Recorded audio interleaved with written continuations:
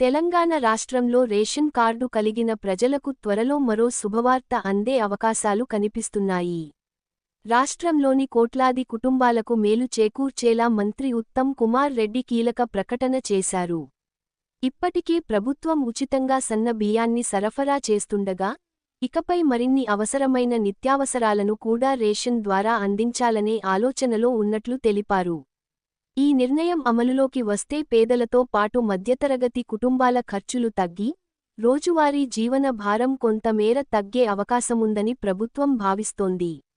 Ration వ్యవస్థను మరింత సమర్థవంతంగా రూపొందించే చర్యల్లో భాగంగా, బియ్యంతో పాటు మొత్తం 5 రకాల సరుకులను పంపిణీ చేయాలనే ప్రతిపాదనపై ప్రభుత్వం పనిచేస్తోంది. ఈ విషయంపై ఇప్పటికే ప్రాథమిక స్థాయిలో అధ్యయనం పూర్తయిందని, త్వరలోనే అధికారిక ప్రకటనతో ఈ నిర్ణయం అమల్లోకి వచ్చే అవకాశం ఉందని మంత్రి వెల్లడించారు. రేషన్ బియ్యంతో పాటు 5 నిత్యావసర సరుకులు. ప్రభుత్వ తాజా ఆలోచన ప్రకారం, రేషన్ దుకాణాల ద్వారా బియ్యంతో పాటు మరో 5 రకాల నిత్యావసర సరుకులను ప్రజలకు అందించనున్నారు. రేషన్ ద్వారా బియ్యంతో పాటు పంచదార, గోధుమలు, జొన్నలు, రాగులు లేదా చింతపండు, కందిపప్పు వంటి సరుకులు అందించే అవకాశాలను ప్రభుత్వం పరిశీలిస్తోంది. ఈ అంశంపై రాబోయే మంత్రివర్గ సమావేశంలో తుది నిర్ణయం తీసుకుని అధికారిక ఆమోదం తెలపనున్నారు. ఈ నిర్ణయం అమలులోకి వస్తే, రోజువారీ జీవన ఖర్చులు పెరుగుతున్న ఈ సమయంలో పేద మరియు మధ్యతరగతి కుటుంబాలకు పెద్ద ఊరట కలిగే అవకాశం ఉంది. ప్రస్తుతం అమలులో ఉన్న ఉచిత సన్న బియ్యం పథకం. తెలంగాణ ప్రభుత్వం ఇప్పటికే దేశంలోనే ఆదర్శంగా నిలిచే విధంగా ఉచిత సన్న బియ్యం పథకాన్ని అమలు చేస్తోంది. ఈ పథకం కింద రాష్ట్ర జనాభాలో 80% కంటే ఎక్కువ మందికి, ప్రతి వ్యక్తికి నెలకు 6 కిలోల చొప్పున నాణ్యమైన ఫైన్ రైస్ను పూర్తిగా ఉచితంగా అందిస్తోంది.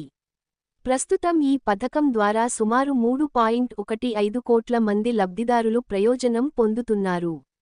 నాణ్యతలో ఎలాంటి రాజీ లేకుండా ప్రజలకు మంచి బియ్యం అందించడం ప్రభుత్వ లక్ష్యంగా కొనసాగుతోంది. నిత్యావసర సరుకులు అందించే యోచన వెనుక ఉద్దేశం. నిత్యం పెరుగుతున్న ధరల కారణంగా సామాన్య ప్రజలు తీవ్ర ఆర్థిక ఒత్తిడిని ఎదుర్కొంటున్నారు. కూరగాయలు, వంట నూనె, పప్పులు వంటి వాటి ధరలు పెరగడంతో కుటుంబ బడ్జెట్ గణనీయంగా దెబ్బతింటోంది.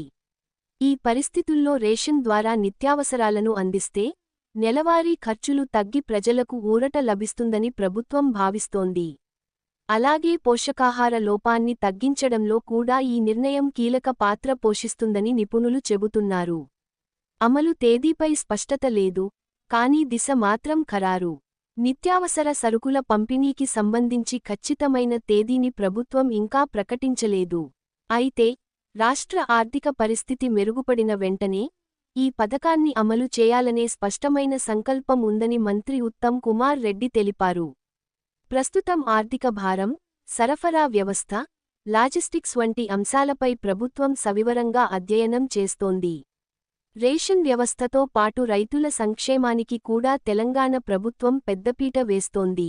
2025 నుండి 26 వానాకాలం, ఖరీఫ్ సీజన్లో రాష్ట్ర ప్రభుత్వం 71.70 లక్షల టన్నుల ధాన్యాన్ని కొనుగోలు చేసి, రైతులకు రూ. 18,000 కోట్లకు పైగా చెల్లింపులు చేసింది. ఇది తెలంగాణ రాష్ట్ర చరిత్రలోనే ఒక రికార్డు స్థాయి కొనుగోలుగా మంత్రి పేర్కొన్నారు. దీనివల్ల రైతులకు ఆర్థిక భరోసా లభించడమే కాకుండా, రేషన్ వ్యవస్థకు అవసరమైన బియ్యం నిల్వలు కూడా పుష్కలంగా అందుబాటులోకి వచ్చాయి. రేషన్ కార్డుదారులకు నిత్యావసరాలు అందించడం, రైతుల నుంచి ధాన్యం కొనుగోలు చేసి వారికి వెంటనే చెల్లింపులు చేయడం వంటి చర్యలు ప్రజా సంక్షేమమే ప్రభుత్వ ప్రధాన లక్ష్యమని స్పష్టం చేస్తున్నాయి. పేదలు, రైతులు, కార్మికులు, అందరి జీవన ప్రమాణాలను మెరుగుపరచడమే కాంగ్రెస్ ప్రభుత్వ ధ్యేయమని మంత్రి ఉత్తమ్ కుమార్ రెడ్డి వ్యాఖ్యానించారు.